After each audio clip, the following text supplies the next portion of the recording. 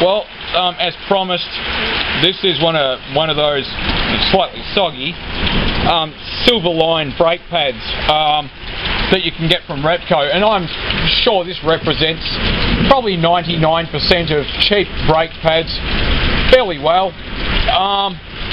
As you can see, there's actually quite a bit of lining left. I'm going to assume estimate about 4 mil. I haven't measured it. Now, I don't know how well this is going to come out, but see, the thickness of this friction material, friction lining if you want to call it that, has actually got cracks through it. Now, why is it cracked? Because the binding agents that hold all this stuff together, you know, the compound, okay? Because it's not just one thing, it's actually like a paste they make. They stamp the brake pad shape into the paste and bake it in an oven to dry it. It's not stable at high temperatures, i.e.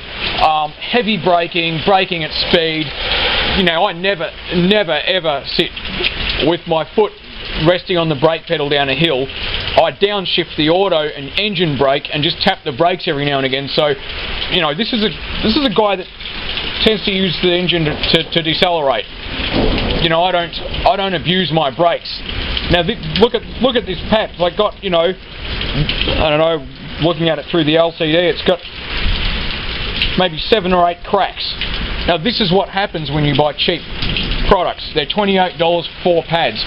If you need brake pads to pass a roadworthy or a short term, go get Silverline brake pads and change them as soon as you possibly can, and not a day longer, because they are not safe and they don't brake well from high speed. They have a very low fade temperature, okay? Pad fade temperature, where you're not actually getting brake fade in the traditional sense where the, you know, brake fluid absorbs water from the atmosphere and then it boils closer to 100 degrees Celsius when you brake, and the caliper absorbs heat from the pads and stuff. We're talking about pad fade, where the pads get too hot and they start to break down and they crack, and you know, they do this. You buy good quality Bendix or Brembo pads. There are probably other high-end brands, but they're the two that I'm really familiar with, and I'm not comfortable recommending brands that I don't know anything about. The Brembo pads are fantastic. They brake well from high speed.